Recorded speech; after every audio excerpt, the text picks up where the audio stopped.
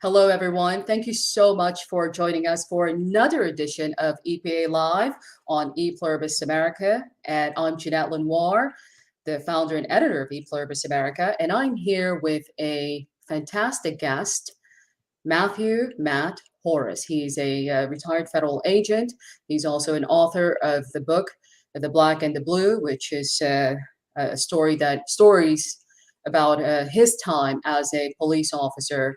And so we have so much to learn and so much to talk about. Matthew, thank you so much for being with me today. Good afternoon. Thank you for having me. Absolutely. Before we get started, tell folks a little bit about your background as a police officer. Sure. Well, I was a local police officer in Arlington, Virginia, suburban Washington, D.C. for a number of years. And then I was a federal agent for 24 and a half years. And in that time, I was really blessed to have the opportunity to travel around the country and be posted and assigned to different offices. And I think in 24 and a half years, I had the opportunity to work probably in every state in the United States and a number of foreign countries. So really unique experience, but it gave me a broad breadth of experience to understand the topic and the subject matter. Yeah, absolutely. I'll be playing a video here in a second just to highlight some of the opinions that are out there about the brutal beating death of Tyre Nichols. But before we get into that, did you see the video? I did. All right. And so what were your thoughts about that video? Right. Well, I think the video for me has gotten worse every time that I've watched it. The first time I watched it was bad enough, and now I've seen it probably 10 or 20 times. It's gotten worse each time because really the gravity has set in as to how vicious and violent and how all these officers' actions just are they're just counter to everything that we're taught in law enforcement. You know, I keep hearing this training issue. And in law enforcement, we receive a lot of training, and this was like a video of what not to do in a given situation. So again, every time I see it, it gets worse and worse, and I'm sure other people are having the same responses. Yeah, absolutely. I could not get myself to watch it. Of course, I wanted to watch it so I could face it in the similar spirit as the Emmett Till murder, but I couldn't get myself to watch it. It was just way too brutal for my spirit. But I think it is an important thing for us to understand and know and see the horrors that are out there. But let's get into the video, and then we'll piggyback on what folks are saying out there, including yourself, because you've been on some shows yourself. So here we go.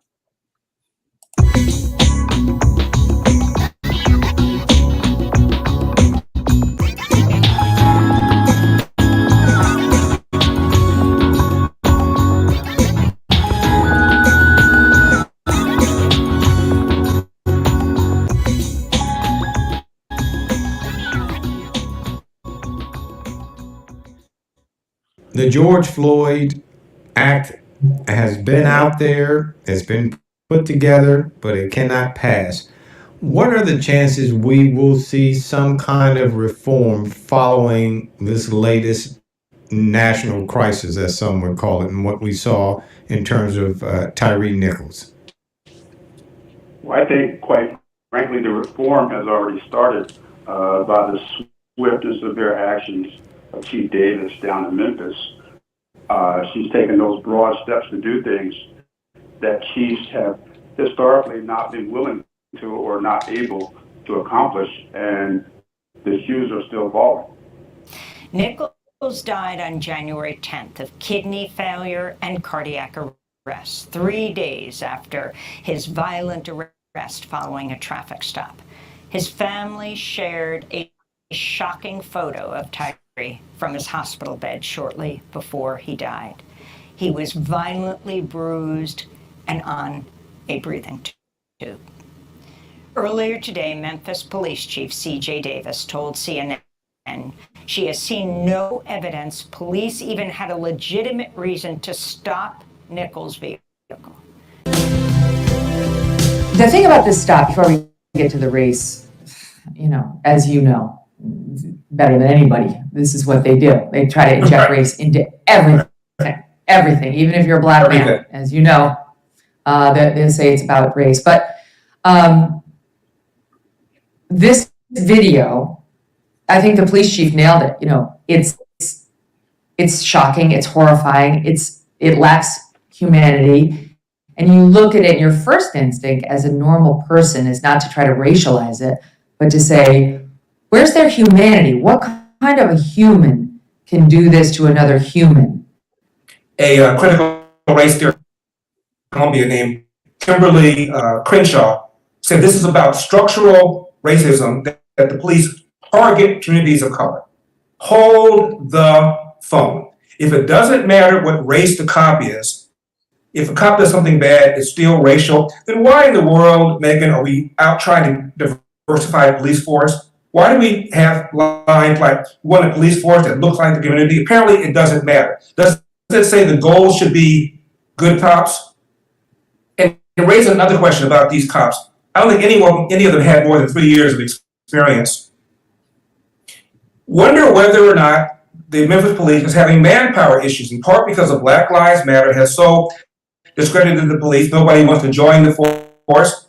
They're transferring to smaller, less confrontational police departments. Maybe, just maybe, Memphis lowered standards in order for diversity and because of all the problems caused by people castigating the police. When will the brutality finally lead to some police reform from the ground up? Clearly, it doesn't matter if it's white policemen or black policemen, it is a problem in the policing itself. Seems things don't seem to make sense to unless it's somebody they can feel or they can recognize. Do we need to see white people also get beaten before anybody will do anything? I'm not suggesting that, so don't write us and tell me what a racist I am. I'm just asking, is that what people have to see in order to wake up and realize this affects us all? No racial group in America is more out of line with God's natural order than black people. 70% of our kids are born to unwed mothers. We don't view family as a necessity for success. It's just one of many options. The matriarchy. It doesn't work. My critics say my criticism is off base because Tyre Nichols has a mother and a stepfather, and that the city's female police chief, Carolyn Davis, is married and a mother. No one survives a rotten culture unscathed. The pervasiveness of mama culture harms the non-participants forced to operate within it.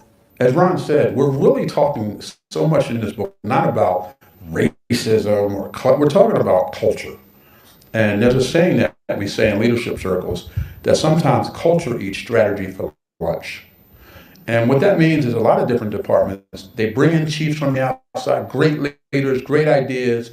But when you're working with a culture, an ingrained culture that says, this is what we do, it's very difficult sometimes to turn that shit from telling on your partner or someone you care about or someone who saved your life or someone you've worked with. Or, as we say, we have a lot of police officers. I'm not going to put anybody on the spot. When I got on the job, the first thing my OJ on-the-job training officer said to me was, what happens in this car stays in this car.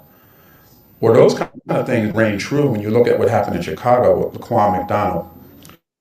If you just look at what happened to Laquan McDonald and the shooting by Officer Van Dyke of the 16 rounds, there's another element to this.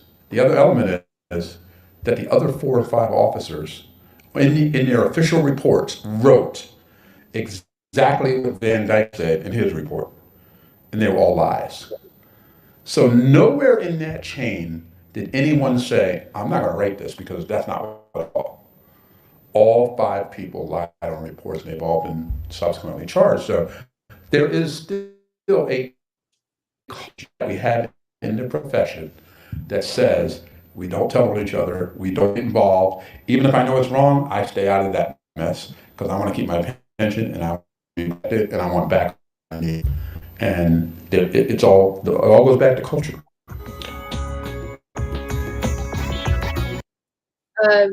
You said something very important there. You said it all goes back to culture. So let's talk a little bit about how police culture continues to create situations where people are getting brutalized, but especially Black people. And as you heard, all the different talking heads, you have, all the conservative networks are very good at bringing African Americans, Black folks on to really use as a weapon against the Black people, and almost to excuse and justify the brutality that are inflicted against Black, Indigenous people of color, especially Black men disproportionately. So enlighten us, Matt. You've been in this culture. You've been a part of it. You've even wrote a book, The Black and the Blue. What, how is this police culture hurting us, and how, and if you could connect it to the Tyre Nichols incident, that would be great. Right. Well, I think in many ways it begins in the police academy when you're taught that it's not what you do, it's how you articulate what you do. And you see in cases like this, and if you go back to Rodney King, I mean, as many times, millions of Americans have seen that video. If you remember what happened when that first came out, there were equal number of people who were trying to justify what had happened to Mr. King, as they were saying that this was brutal and horrifying. So for years and years and years and years, we developed this mantra that, hey, man, look, you're going to do what you have to do to save your life and go home at night and make sure that, you don't go to jail, but it's how you articulate what happened. Did the person swing? Were they a threat? Were they too big? Were they too bad? Were they too strong? Why did you use a taser versus a gun? Why did you use a nightstick versus a hold? Why did you use a come along versus a drop kick? Why are you doing what you're doing? And if you've seen what's happened in the courts in cases for decades, many times things we see that we think are horrifying, people get off because the judges find or juries find that under those circumstances, that the behaviors that we've witnessed have been okay. Then come along body cam videos and street videos, and now people are seeing more. And we're seeing more of what other communities have seen for decades, and now people are responding in a different way. Now, within the departments, there is still that culture of, listen, you don't tell on the person next to you, right? If you have a problem, take it to him or take it to her.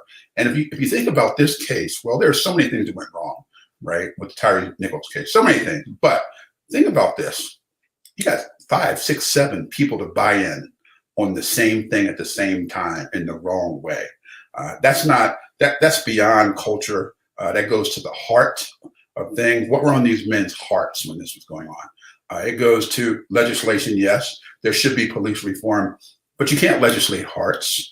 It goes to training. It goes to selection. It goes to hiring. It goes to supervision. Where was the supervisor? I don't recall seeing a supervisor ever come to the scene. So it's very, very complex, as you point out.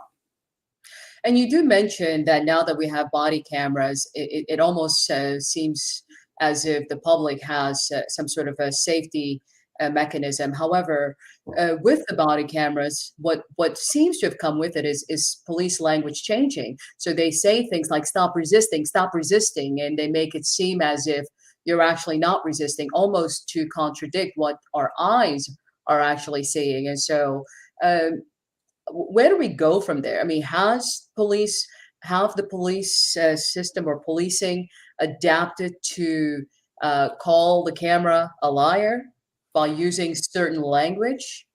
That's an interesting question. I mean, no one's ever trained to lie.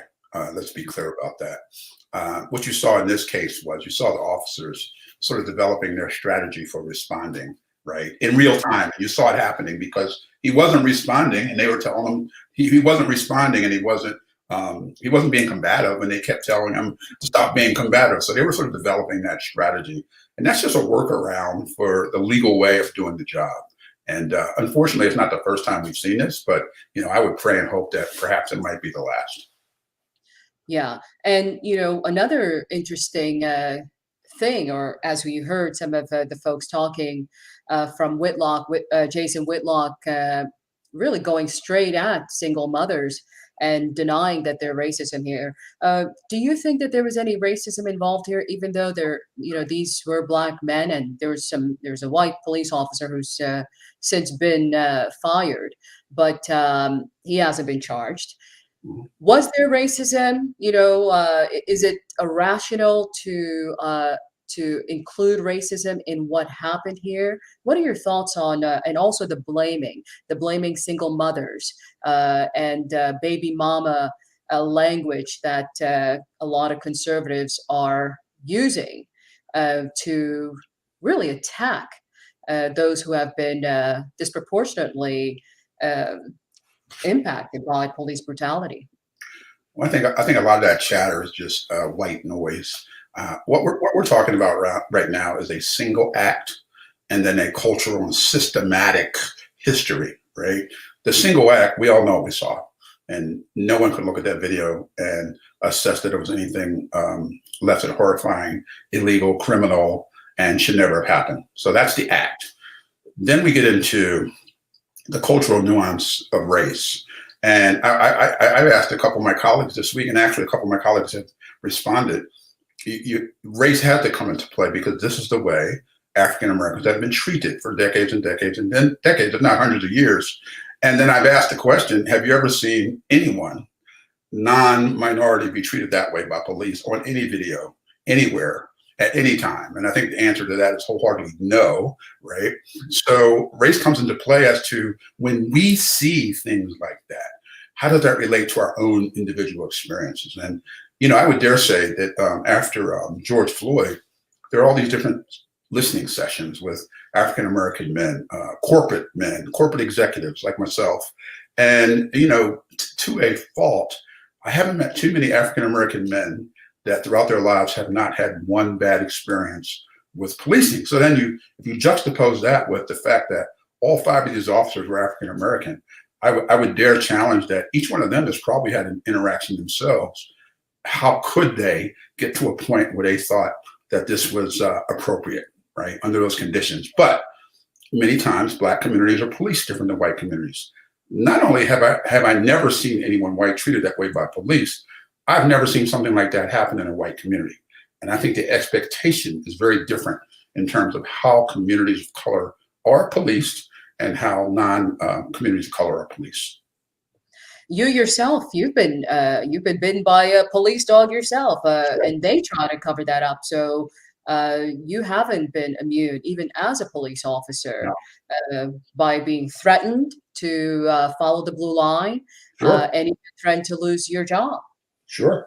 Yeah. Well, I mean, again, it goes back to what's the most important thing? Is the most important thing the truth, or the most important thing, you know, covering things up and keeping the truth hidden? I think what cameras have done is cameras have created a situation where we can't hide the truth because the truth is right in front of our eyes. So now what we do, the only thing we have at that point is how do we respond, right? And already, so all this other white noise about how people are raised and all that kind of thing, listen, it's all irrelevant. We're talking about what happened on that night with these officers and Tyre Nichols, and in other cases, what happened to George Floyd. We can talk about all the other socio-economic factors that come into play as to why people end up here, but no one still, to my knowledge, has even talked about why he was stopped and why they pulled him out of the car. And, you know, a reckless driving offense, I've never seen a reckless driving offense end up like that, absent a very, very violent encounter with police. Right, and he was supposedly at a stop sign and had his left signal on. Yes, So I'm not sure how you're reckless driving at a stop sign, but you know, it's just bewildering. But you talked about reform, and you said you actually credited the police chief for acting immediately. Right. Is that what reform looks like, and how come is it happening so fast in this case? But we normally, like within the month, within 20 days, these 5 officers have been charged with some serious charges, from second-degree murder, aggravated assault, aggravated kidnapping, which is really unheard of, official misconduct, also unheard of in these types of cases, and official oppression, they were also charged with in these cases. So can you unpack that for us? And if is that what reform looks like? And if you could talk about the race element in this reform. So what does reform look like? This? Well, I think this is what leadership looks like, certainly. And Chief Davis has demonstrated by her actions that she is well capable of making an assessment of a situation that could and would explode into a very volatile situation, if not locally and regionally, it had the potential to explode nationally. She knew that what she saw was inconsistent with what the expectations of the Memphis police allowed, and she knew that those officers could no longer work with credibility in her community. Now, what we're not hearing is what's going to be the fallback from the union, and what are all those things that are going to happen as a result of what happened. She took that leadership step immediately, swiftly, and severely. Now, hopefully it sticks, and it will, because we all know what we saw, and I think anyone would expect that all these officers are going to be convicted in a court of law. Now, let's talk about police reform and the George Floyd Act and all those sorts of things. You can legislate behavior, and you can legislate policies and procedures. What we are unable to legislate is hearts. And what we saw was heartless. What we saw in Rodney King and George Floyd was heartless. And all the legislation in the world, I don't think, would have made a difference in either one of those cases. And police reform legislation, probably, depending on how deep and far it goes, probably wouldn't have made a difference in this case. What these officers demonstrated was the depravity of feeling and compassion and empathy, and just where were their hearts? Not to mention the rules were broken. They broke the rules a long time ago. And I can assure you that this wasn't the first time that many of them had acted in this manner. So the rules had already been broken, the line had already been crossed. Where were their hearts when it came to understanding that they were dealing with a human being? They didn't act like they had a human being in custody. And certainly I've never seen anyone treated that way in my 27 and a half years of law enforcement, and working in Baltimore and Philadelphia, New York and Boston, and all over the country for that matter. Yeah, it was just outrageous. I couldn't even watch it. And the other very interesting thing that was brought to my attention is how interesting, how important Memphis is. I mean, that's where they assassinated Dr. Martin Luther King Jr. Right. And so for that area to have that historical significance, and for Tyre Nichols to be brutally beaten to death, by Black folks, it's just unconscionable. And so also the other thing that people talk about is the lack of time they've spent training. I mean, some of these people have only been on this force since 2017. Right. So, what role does that play in how we do community policing, especially in rough neighborhoods like the one this Scorpion unit was operating in? Right. Well, certainly the key elements in policing, just like many businesses, are hiring, recruitment, training, and retention, and promoting. And clearly there is we're in the middle of a hiring crisis, but not just in policing, but almost in every industry imaginable. And whether people want to get involved in policing or not, it's not a career people pursue just because they're rolling the dice one day and say, let me try being a police officer. People pursue this job because they're really interested in being a part of the solution and not a part of the problem. So hiring is an issue. Every police department has different hiring standards. Some police departments have psychological examinations and polygraph. Some police departments don't. Some police departments have full scope background investigations. Some police departments don't. So once you get past that and officers get on the job, the training becomes very critical. In this case, many of these officers had less than 3 years on the job. Generally speaking, most police leaders will agree that absent very small anomalies, most officers are not mature enough after 3 years to be given the latitude to go out and do the types of things that communities are demanding in situations like this. And then you get to the point of, how are people selected for these types of units? Well, I've been a part of that selection cadre, and I've been a part of groups like this. And many times the criteria are who are the biggest, the baddest, the strongest, the fastest, and the boldest, right? Without regard to people's temperament, other competencies like emotional intelligence and the like. And in those kind of environments, many times you're bringing in literally the most aggressive people in the department to do a job that people are asking them to do, and that is make communities safer. And I'm so glad you said that, and I'd like for you to talk about that, where the responsibility lies. I mean, after these types of incidences, which are become the norm in our American culture and the culture of policing, we get upset. It's like it's a cyclical thing, and then we almost forget. But we always tend to blame the police officers, but we forget that they've been asked to do this. The mayor is asking them to do this. Community leaders are asking them to do this. The governor is asking them to do. Do they play a role in accountability when it comes to police brutality? And when can we point to them and say, actually, this is you created this problem. You created this problem. And how do we truly fix this problem that is relentless? Right. Well, that was part of the reason why we wrote the book. The book wasn't really written to like expose things that everybody already knows. The book was written to bridge understanding between communities and police and communities. And what you just said is so right.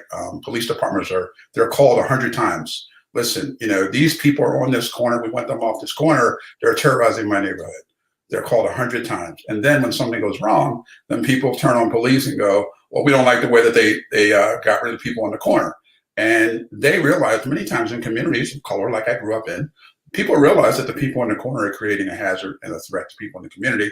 They know that there are guns and drugs and behaviors and all that are consistent with what they don't want to see. And then when the police enforce an action and things go bad, then they're blaming the police. So it's really, and then you tack onto that political pressure of mayors and city councils to say, I want this 5-block area clean. I don't want anybody out there, and I want it cleaned up. And then many times the language that's used, by any means necessary, I want everybody off of that 5 blocks, right? You look at Memphis, you look at the homicide rate for the last 2 years, steadily on the incline. It's no doubt that communities deserve safer communities. It's no doubt that police departments are entrusted with coming up with strategies to give us safer communities. And then they're under the gun. So then they're coming up with these strategies and these teams to get out there and, kick butt and take names. And then what they're doing is they're charged with showing and demonstrating their return on investment. And the data that we use to demonstrate that is normally arrests, seizure of guns, seizure of drugs, seizure of money, seizure of cars and houses. And we keep using that data to say, this is making our community safer. And I think I even heard the mayor of the city council member in Memphis right after the Tyre Nichols murder say, well, last year we had 300 murders, but then we seized 500 guns and 6 pounds of cocaine. It's how we look at the data and how we talk about what our return on investment is also. Yeah. And, that leads me to the issue of quotas. One of the high profile case, I'm not sure if you're familiar, was the Adrian Schoolcraft case versus the New York Police Department. Are you familiar? Yes. Yeah. That was actually my father's client, my dad, who's a retired federal prosecutor for the Department of Justice. That was, Adrian Schoolcraft was his client.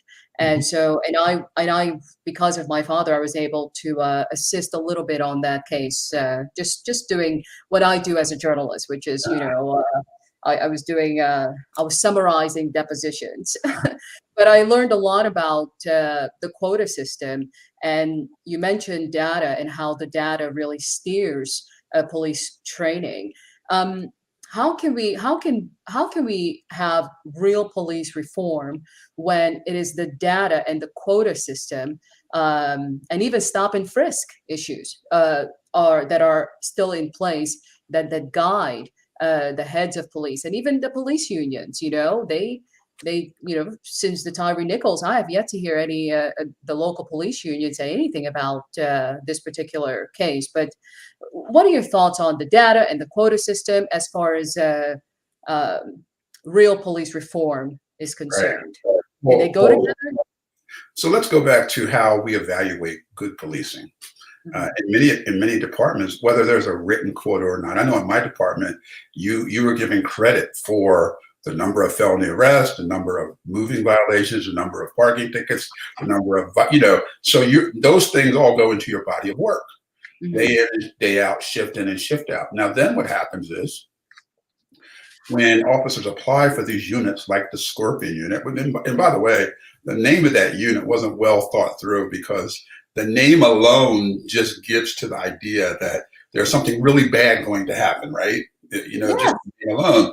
But what happens is when you develop these units and 50 people apply for 20 positions, what's the first thing people do when they, okay, what type of officer is it?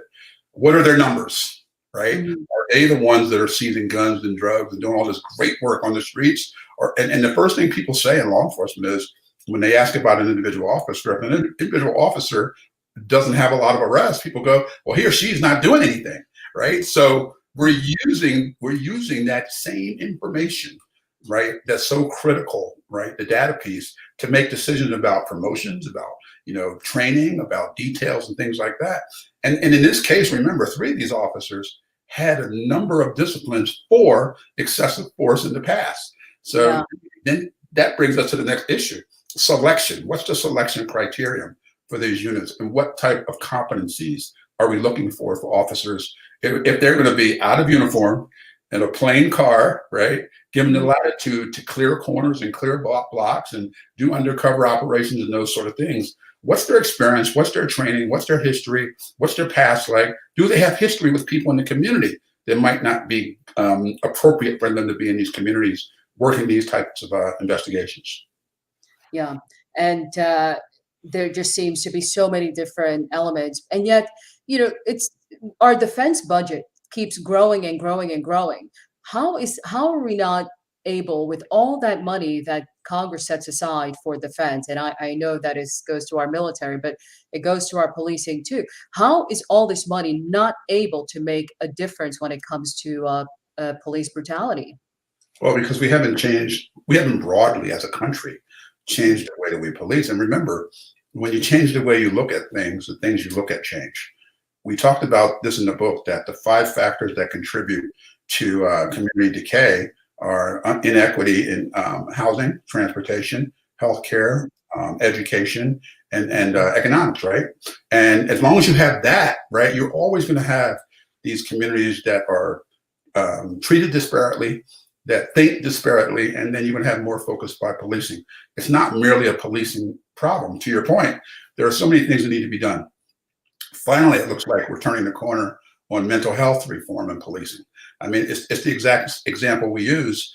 If 1 in every 16 police shootings, the mentally ill are 16 times more likely to be killed in an interaction with police, and 1 in every 4 police shootings that ends up in death is someone who's mentally ill. Well, we're finally getting on the stick now to understand that with those numbers, there must be more that we can do that doesn't just involve police. And in the book, we point that out, that police are the flashpoint. We're the ones who are called to fix every problem, and we're not trained to fix every problem. And the response that we bring to certain situations is not the response that the communities really want. Yeah. I'm reminded of something you noted during your book talk with C-SPAN, where you talk this about implicit bias, and how the gentleman you guys went to arrest of some domestic case named Leslie. Everyone thought Leslie was a woman. Right. Turns out Leslie was this huge black guy or African American, and so I thought that was a very, very interesting that implicit bias plays a role in how we police people and how we train our police. Well, I think it does. It has, and I think it's still. And as we point out in the book, biases don't make us bad people; they just make us people.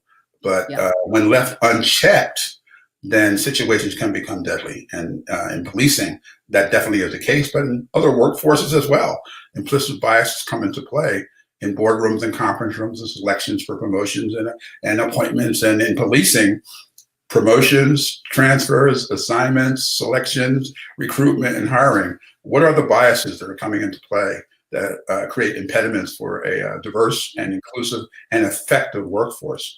I've repeatedly heard this week about, these officers, if they were appropriately hired.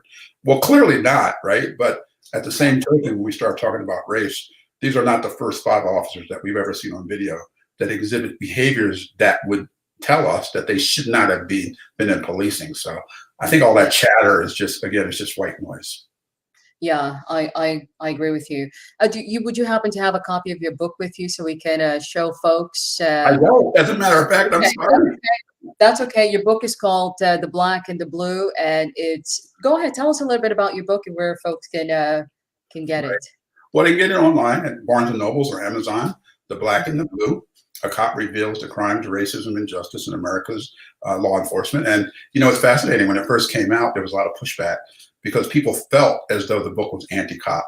And as people started to read it and understand, and they sort of got it. Well, it was actually supportive of policing, but non-supporting of the structures that provide the resources to policing that cause these things to happen. So overwhelmingly successful. I do spend a lot of time now speaking to police departments and police academies. So it's been widely well received after people have actually read and interpreted the data and not respond to what they think the title denotes. I see. All right. Well, as you know, the way we end our segment is with a question of the day. But today I have two questions. But let me go to the first question, which is, should the United States, I'm sure you've heard everybody talk about the Chinese balloons that are flying across, they've now seen two of them. So, and, it's causing some havoc on social media. But question of the day is, should the United States shoot down the Chinese balloons moving across the country? And that they accuse of spying. What do you think? Of course, the Chinese say those are just meteorologist balloons. They just got steered off course. It's really calm down. We're not spying. So Right. what do you think? Shoot them Yeah, down? well, they're off course. They're way off course. So I think at some point the United States needs to get them out of our airspace, and whether it's now or when they hit the Atlantic Ocean on the other side, at some point, yes. Yeah. Do you think they're spying on us? I have no idea. I just know that it's what's the old adage? If it looks like a duck and walks like a duck, there's no legitimate reason for them to be here. They didn't get clearance. They didn't let us know they were going to be doing it, and all those sorts of things that countries do. If you don't want the attention, this is getting a lot of attention, and rightfully so. Is getting the wrong attention in this case. So I hope that the United States would employ whatever sanctions that we have available to us and get that done fairly quickly.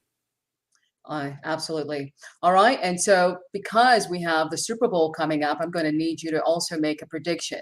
What's your Super Bowl 57 prediction? Kansas City Chiefs or Philadelphia Eagles?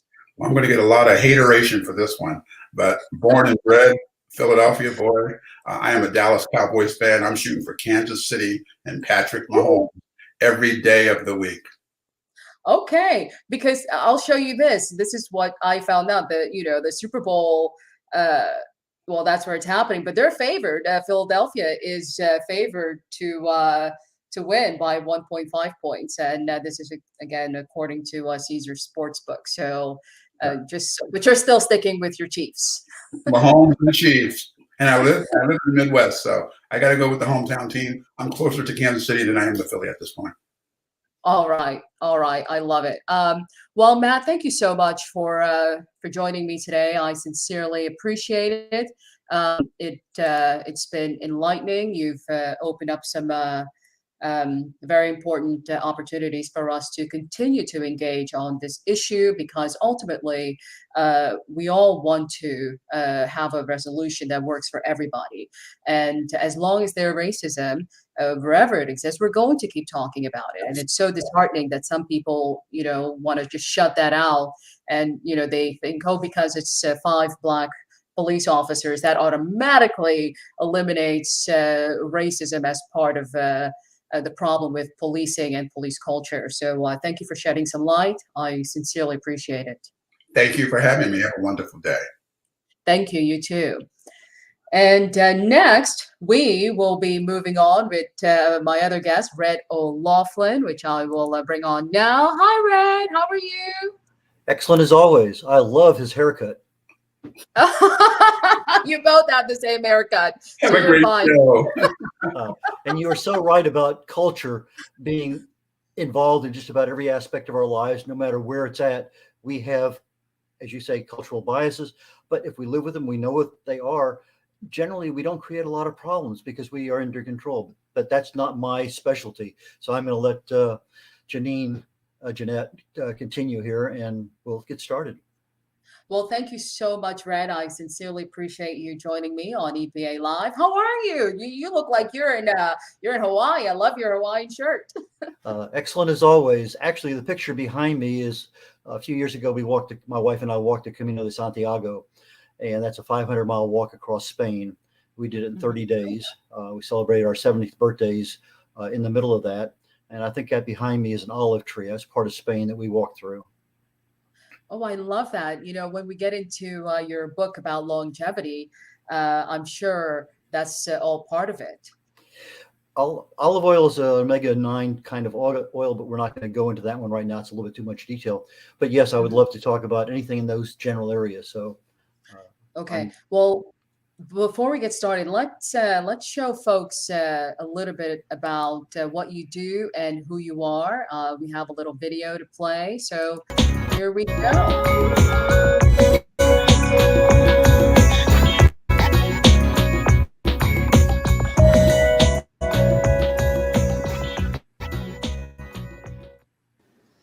Hi, Red here.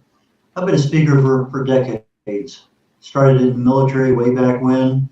Spoke a lot of times here in the United States, many times overseas. Even got to speak a couple times at the NATO school.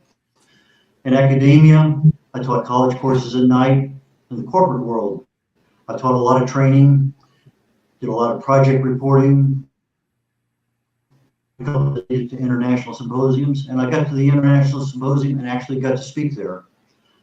A lot of different networking groups, chambers of commerce, business groups, professional groups, conferences. I research what goes on in the human body at the cellular level. I look for the cause and effect relationships. Causes that, then you understand what it takes to solve the problem. Otherwise, you're treating symptoms, and you'll always treat symptoms. I've written 2 books on longevity. I speak a lot on that particular topic. I also speak on the human mind. I research what goes on in here. How do you do what you do? What's important? How can you make changes? How can you be successful? I'm the #1 best-selling author of a book called Joy of Ageless Health, #1 best-selling author on Amazon. I believe that writers should write. Credibility is critical for business. One way to improve that credibility is to become a published author. At a Toastmaster meeting several years ago, I talked about how the credibility of the speaker is enhanced when they're introduced as a published author, especially when they write and speak in the same topic. Traditional publishing is not expensive, it doesn't cost you anything, but it has a lot of issues that go with it. You may not be accepted. You'll certainly lose rights to your title, your cover art, and many other things. You may even lose your intellectual property. You may even be forced to future books be with that same publisher. As an independent publisher, I don't get involved in any of that. I charge a fee, that's it. Most of the time, usually under $1,000. Why can I charge such a little amount compared to other independent publishers? I only publish. Give me a finished manuscript, I'll give you an ebook and a physical book on Amazon. Turn the entire account over to you. If you want it published under your name, I'll do that too. I have 3 books that I'm really proud of that I'd like to talk to you about. This Joy of Ageless Health, How to Be Healthy, Vibrant, and Active as You Age, is the #1 best-selling book on Amazon. I wrote it about 2 years ago, probably just before COVID. There's 8 factors that most of us don't really know a whole lot about, that if you are aware of it and you control them, you'll probably end up with a much happier and healthier end of life. Age-related diseases that we see in so many people, most of that can be prevented, and it's not a difficult thing to do. Most of it's awareness on the front end, then education, and then taking action. In order to take action, you need a little bit of the front end.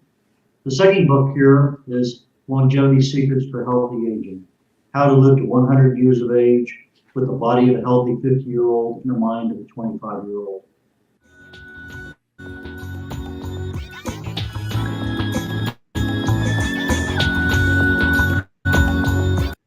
Well, we have a lot to talk about, Red. before we get into all the incredible things that you do, from uh, being an author to being a publisher and a public speaker, one of the things that really intrigued me was your studies of human relationships. And as we just finished our conversation with author and federal agent Matt Horace, obviously the issue of Tyre Nichols is still a big one. And so the issue of relationship and human relationships and cause and effects plays a role in how police are policing. Would you not say? Well, I definitely think it causes a role. It's an area that I have not studied from a cause and effect relationship. I have, this year will be 55 years of being married to my wife, and that's a relationship. Mm-hmm. There's relationships with your kids. You could have half a dozen kids and all of them can be totally different. Yet you still have a relationship with each one because you understand their nuances. I think the big thing that the last guest pointed out was the fact that culture, what are we brought up in? What do we believe? And if we have those beliefs that are solid, moral, that are based on what is really truth in our life, you wouldn't have five. I mean, I'll be honest. I saw about 10 seconds of that video, and that was all I could handle. I stopped watching network news back in the late 80s. Stopped watching a lot of other stuff. Just, to me, if I sit down at 9:30 at night and turn on the TV set, that's, to me, a good day because I spent most of it doing what I want to do. But to get back to your question, there are causes and effect. And why would you find 5 police officers all doing the same thing if they didn't have a similar culture, a similar belief system, a similar modus operandi? One person, yes, I could believe that, and 4 of them come there and say, okay, stop. But that's not what happened. And that, to me, is a contributing factor that whatever mindset they had, it was all aligned. And I don't know what the cause of the initial stop was to say that activated something. It doesn't matter. I think, as the other officer pointed out, the other gentleman, this is an individual incident. Look at it as the incident and don't say, well, it's because the guy was, raised, whatever. It doesn't matter what their background is. That's what happened right now. And I think that's a very critical point he made. Yeah. Do you think we'll be able to legislate our way into better policing? Do you think police reform can actually change the way police are policing in America? Well, to give you a better analogy, I think of that one. If you go back to the Vietnam War, and maybe even a little bit earlier than that, I got my first degree and got an invitation to Vietnam right away. And as I'm looking at the mentality of the United States at that time, the mentality of the military, particularly in the Navy, I was an aviator for 16 years, 31 years in the military total. The mindset was beginning to shift. My perception at that time of the people in the squadron was starting to shift because you're starting to see a diversity shift in where the race, the gender, were starting to not necessarily infiltrate, but being mixed in at appropriate levels. And then there was training that says, okay, this is our race relationship, this is our policy, this is our view, this is what we want. And it didn't happen overnight. I don't think you legislate anything overnight, but you set in progress the wheels that will actually begin to pull that train down the track. And if they're set in place and you come back and you take a look at, okay, this is what we wanted to achieve. Did we meet our targets? Did we meet our goals? What are the metrics? Are they good metrics? And if they are, then what is next needed? What do we incrementally change? You try to change something from stop to go overnight, it's not going to happen. But if you incrementally make that change, okay, this is what we want. Okay, we achieve that. Let's get to the next one. Now, how long is that going to take? I have no idea. In the military, I'm going to say it took a good 10 to 20 years before things were, I would consider, fairly well normalized. I could be wrong on that, but at least from my perspective, being an air crewman, working in a squadron in different places, I've been to 61 countries in the world. I've seen a lot of things going on. The issue is trust in the people you're working with, not the color of their skin, not their religion, not their sex or gender. It's who they are, and you know them. Now, you know them because you spend a lot of time with them. Now, Do I spend a lot of time with people in my neighborhood? I have no idea who they are. No. Do I spend time with my friends? Yes. So do we need to change our friends? Well, maybe at some point in time we need to incorporate new friends, but how do we do that? That's part of the problem is we need to get out of our comfort zone, which is here, and be able to expand and say, okay, fine, here's my comfort zone. Let's make it this bigger, or let's go this way a little bit. And that's part of what I think we need to see. Yeah, I agree with you, but I don't know how you unlearn hate. I'm not sure how because racism is part of the fabric of the United States. I mean, even if you think about how our democracy was even built, when you think about all of that. So I think you would have to teach people to not hate, and I just don't know how to do that, if that's even possible. Let me give you an example of something I came across in Bosnia. I was in Mhm. Sarajevo, and they have like an R2D2 unit. It's not much bigger than that. That's Mhm. sitting there, and that's basically the broadcast for 24/7 for the next year. Everything Mhm. is in there, is on the local radio, already pre-programmed. Well, the only thing they do is they bring in the latest news and report that. But the whole thing is programmed ahead of time. And when you sit there and look at the kind of programming that's done, take a look at the culture in Bosnia, Herzegovina, that whole area back during the time, I'm going to say the early mid 90s when all the atrocities were going on. Well, the people, the parents, let's put it that way, that parent age, probably 20 to 45, 50, were gone. The kids, the children, were left with the grandparents. You have an inculcation that starts with the grandparents that they're telling their kids, you had the Croats, you had the Bosnians, you had the Serbs, and you have this, maybe a Croat grandmother says, don't forget back in 808 the Serbs did this too, and there's atrocity, and they're bringing in and inculcating into the children's minds the atrocities over the last 1,000-2,000 years. It doesn't have to be the last 250 in the United States. This is something that's going on all over the world, whether you have Northern Ireland and Southern Ireland, you have any Rwanda. I mean, it's just all over the world. We have these cultural differences, and in that particular case, you had the Christians, the Catholics, and the Muslims, and they've been going back and forth. And maybe one time the Catholics and the Muslims combined against the Christians, and vice versa. 200 years later, we have these things that just proliferate and keep going. Yeah, there probably was at one point in time, rules and regulations, but you have the same kind of mindset coming out of Nazi Germany. You have something that's coming up, should never have happened, but it did because there's some inculcation at the populist level that they allow that to happen. Then they allow a little bit more, and they allow a little bit more, and before you know it, you're conquered, and that is Normal. becomes normal. Absolutely.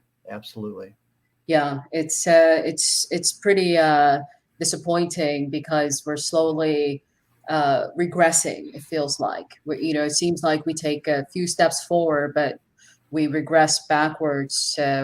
But I believe part of that has to do with global capitalism and how people are becoming more dispensable. What are your thoughts on that? I don't know a whole lot about global capitalism per se. I know from my own experience, growing up, I had friends, and for whatever reason, somebody said something about a culture that was not Black, wasn't Asian, it was a specific culture that I didn't know anything about. Yeah. And as a result, I had a bias against that particular culture. And it wasn't until I got overseas and was involved with that culture in a particular country, a small country, that I'm thinking to myself, why? I don't have the, and then I come back to the United States. I joined the reserves. I got off active duty from Vietnam.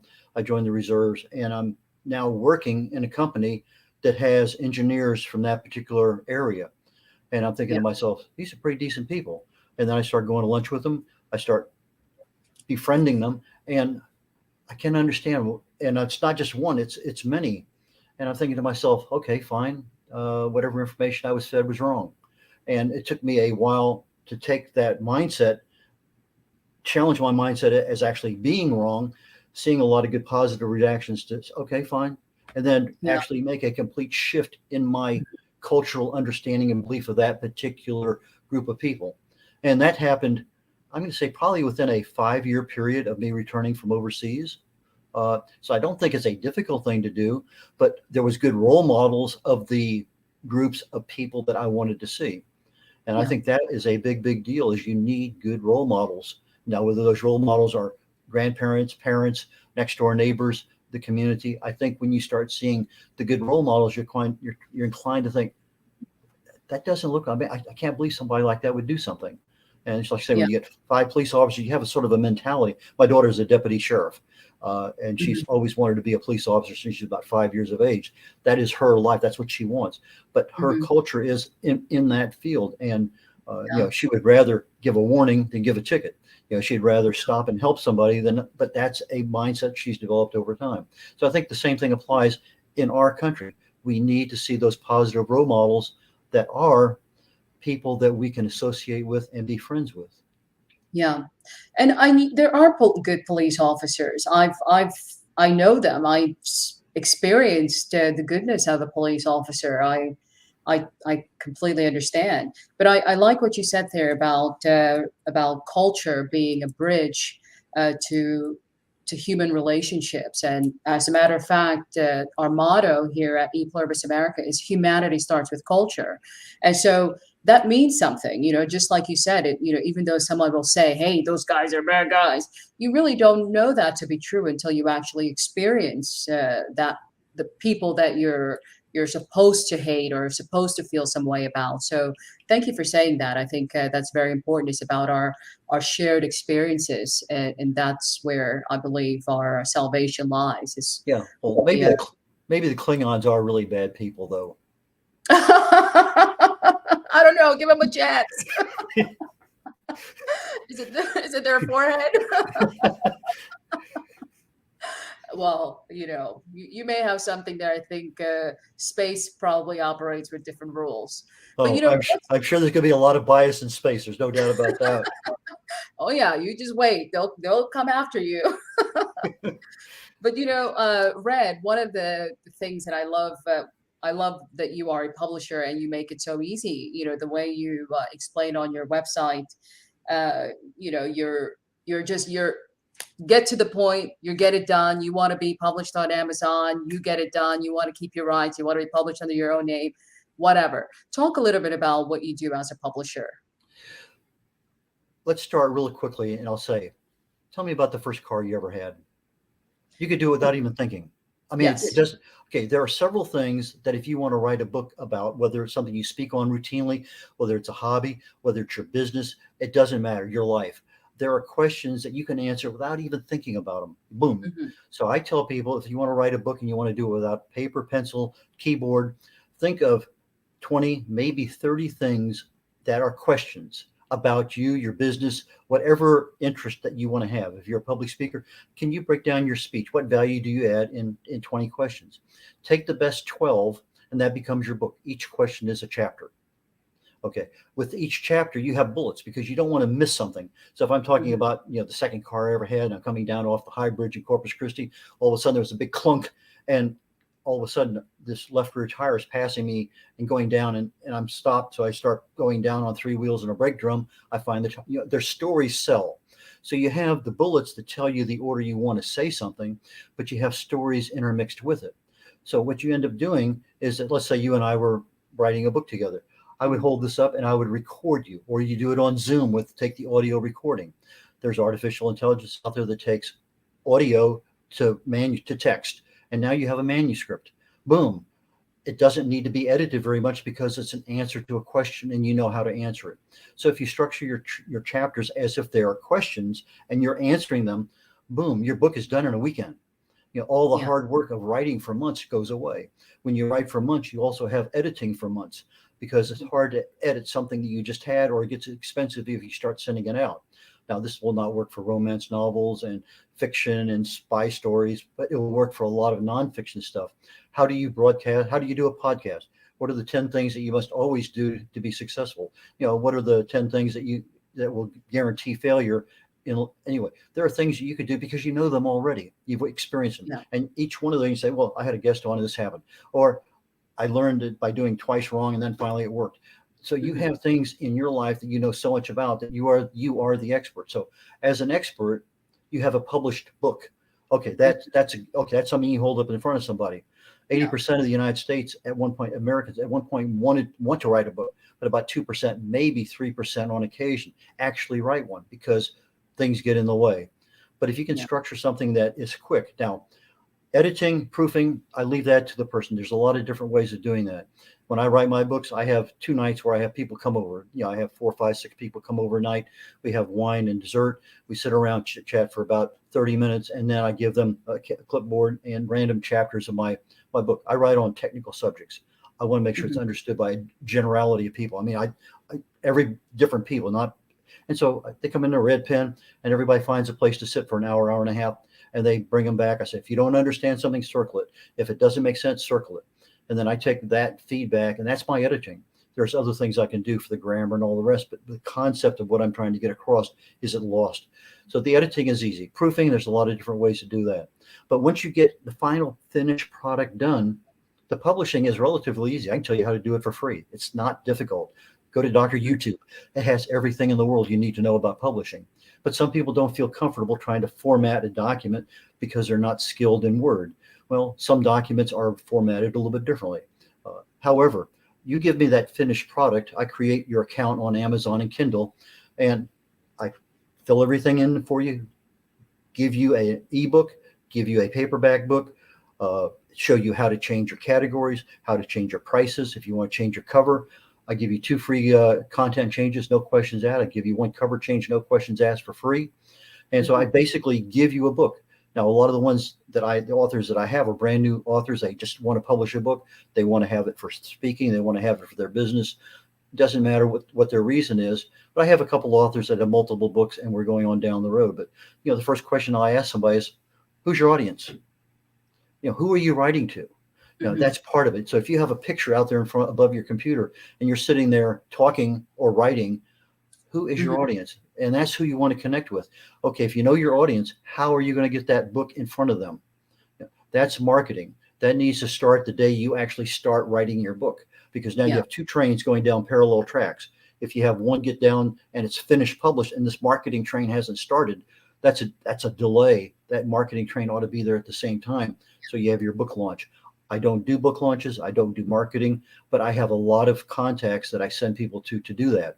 If it's critical that your book be a #1 best-selling author on Amazon, I have a contact. She's very, very good, high, like 95, 99% competent in getting your book. I think she's only missed 2 out of about 50 of getting them in #1, and they were in the top 10 or top 5. But the whole purpose of writing is to get something you want to add value to other people, whether it's a memoir about your family. I just finished a book. A guy and his wife took a 6-month honeymoon in Europe and North Africa, 16 countries back in 1964. And he's 85 years of age, and he wrote this memoir. And so that's one of the things I helped him with. So it depends on what you have. Okay. And it could be any book, like children's book or anything, whatever you want to write, you can help somebody publish it. I've done a couple of children's books. I've done a cookbook. Cookbook was usually a little unusual because the author wanted to have it spiral bound. So now you add an extra cost, and we started pricing those things around, and we found out a really low cost solution that works very well for her locally. And so that worked out. I mean, I learned a lot. She learned a lot. So there are various things, but essentially I don't get involved with the author in a coaching role. I will do 1 or 2 coaching opportunities a year, but coaching takes a long time because you're working with that author on a weekly basis to make sure that you're held accountable for what you want to do and to get a finished product in a certain period of time. I see. I love how you make it relatively easy for people to feel empowered to write. And I also like what you say when you said, "Hey, it makes you more. It solidifies you as I don't know, what was the term that you used? Your credibility. Credibility. Excuse me. Yes." You mentioned, I think that's so important. I think being an author does make you credible, even if you write a children's book. So And the thing Also, is, you're introduced as a published author, whether it's dog grooming, a children's book, a cookbook, it doesn't matter. Now, if you're a nutritionist and you're introducing a cookbook, that adds more credibility to you. absolutely. I love it. Can you give us a couple of pointers before we end the show? Because I'm going to also ask you a couple of questions before we end our segment. Okay. You're also a number one selling author on Amazon, and you have a couple of books that we showed earlier, and one of them is about longevity. Any tips that you can leave us with about longevity? 2 quick tips. The things that cause you to age are the amount of human growth hormone you have in your body. As a kid, you have a lot. It grows until you get to a teenager, then it starts waning. As you get 40, you have about half of it. You get to 60, you're down about 20%. You get to my age, which this year will be 77, you're down about 10%. So just natural fall off because our body doesn't make as much of it. Yet you can fast for 24 hours, and that's like 2,000% jump in human growth hormone. There are some things that will increase human growth hormone. High intensity interval training will increase human growth hormone. I just finished this morning an 80-hour fast. I do a 72-hour fast every month. Sometimes it ends up as 96, sometimes 150. I did one at the beginning of Lent last year. I think I did 220 or 30 hours. Anyway, fasting is probably one of the best things from a health perspective you can possibly do. But from a perspective of longevity, 2 things make things a lot easier at the end of your longevity. One is to cut back on your food restriction, caloric restriction. They found that cutting back 30% on your calories will take almost any animal, no matter which animal they are. They live about 30% longer. They look younger. They have no age-related illnesses compared to the people that are on normal diets. Okay, the other part of the longevity is the erosion of your the telomere at the bottom of your DNA. So you have this interwoven spiral thing, DNA. At the very end, it's tied together with a telomere. If you think of the plastic tip at the end of a shoelace, every time that cell replicates and goes from 1 cell to 2 cells, you lose a little bit of the tip of that plastic thing. So in an example, if the tip were a roll of pennies, 50 pennies, and every time the cell replicated, I lost a penny. And when I have no pennies left, the cell dies. Yeah. But if I'm a smoker, I'm obese, I have cardiovascular disease, maybe every time the cell replicates, I'm losing 4 pennies. So you can slow the rate of erosion down with healthy choices. This is your lifestyle, the things you're eating, nutrition. And that's what I talk about in the book. How do you accelerate or decelerate those aging processes? What improves human growth hormone? What slows down the erosion of the telomeres when cells replicate? Perfect. I love those tips. I'm an advocate of fasting too. I probably need to do more of it, but I know the benefits firsthand of fasting or juicing. I think juicing is also really important, but I didn't. You just taught me something about the human growth hormone and how we can replicate it. So thank you for that. I really appreciate it. Yeah. So before we end, go ahead. I was going to say, at 17 hours of fasting, your body brings in the trash truck, the garbage disposal people, and your cells start ridding themselves of the garbage and the trash that's in there. It's called autophagy. So from 17 to 72 hours, you're starting to ramp up the level that you're cleaning your cells. At 72 hours, your body says, I better prepare for a long-term starvation, and it gets rid of all cells that are not fully functional. So basically, you're getting a brand new immune system at 72 hours. That's the reason I've been doing it. I've been doing it for years. And that is the reason. But if you go a little bit further, then you have other things. But you need to be cognizant that when you're eating, you have another system that's in there to build and grow your body. So you want to have a nice balance between the two. You don't want to have one totally overdoing the other. But there's reasons for having maybe a 20-hour fast, a couple days, maybe a 24. But there's reasons for eating and there's reasons for fasting. And there's a lot of good things if you understand what they are. Yeah. It's very important. Eating is very important. We have a very close relationship with food in America. We love food. We love drinking. It's just part of our culture. I'm not a big fan of fast food, but boy, it is part of our American culture. We love fast food. I love to cook. I love gardening. I think if I could garden all the time, I would. Well, you and I both share gardening and food. I mean, I buy everything, I prep it, I cook it, I clean up. That's what I do. That's what my part of. I love it, the whole thing. I mean, it's just.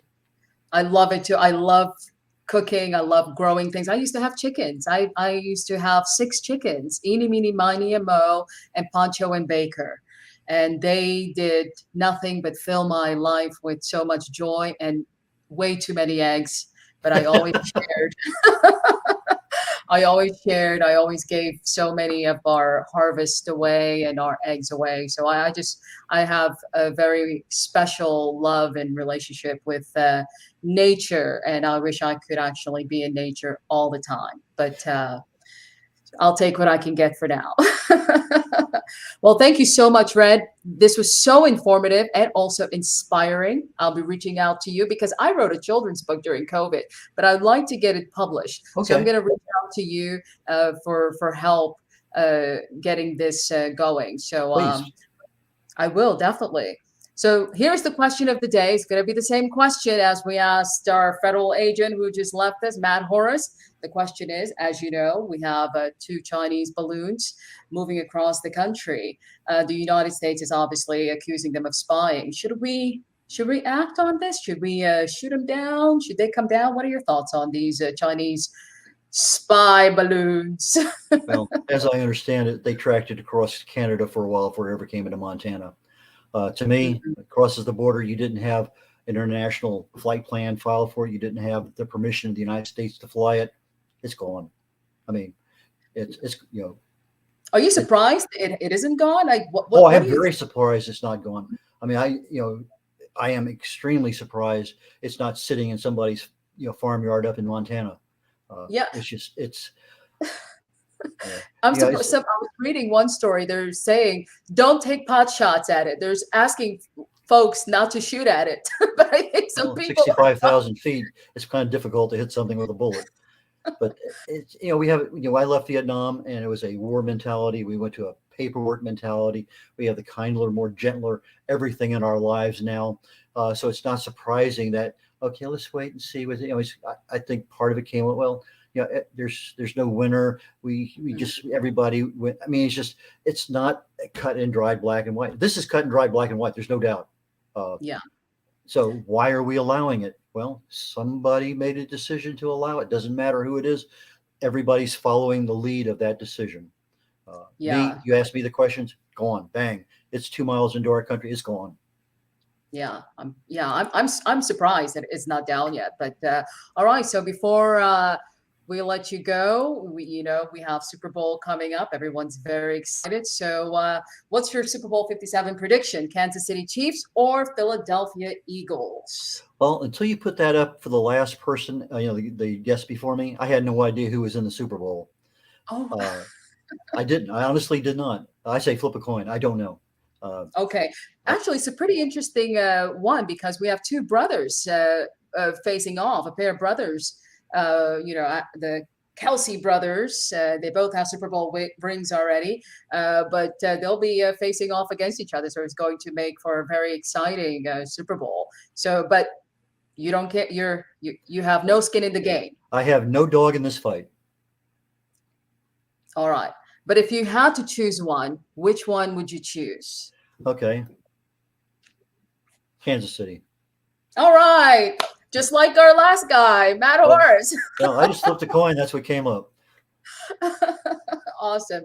Well, Red, thank you so much for your time. I sincerely appreciate it. This was incredibly informative and inspiring, and I really appreciate it. So thank you very much for being here on ePluribus America. Thank you very much for the opportunity. I look forward to us connecting later on, and let's do your children's book. Let's get that thing done. Absolutely. I will. And I'd like to thank you. I'd like to thank all of you who joined us today. I sincerely appreciate it. Don't forget to like, subscribe, share, and all that good stuff. We're also on Instagram and Twitter if you'd like to follow us there, and also on Facebook. So thank you all again for joining us. I'm Jeanette Lenoir with ePluribus America, and this is Our American Culture.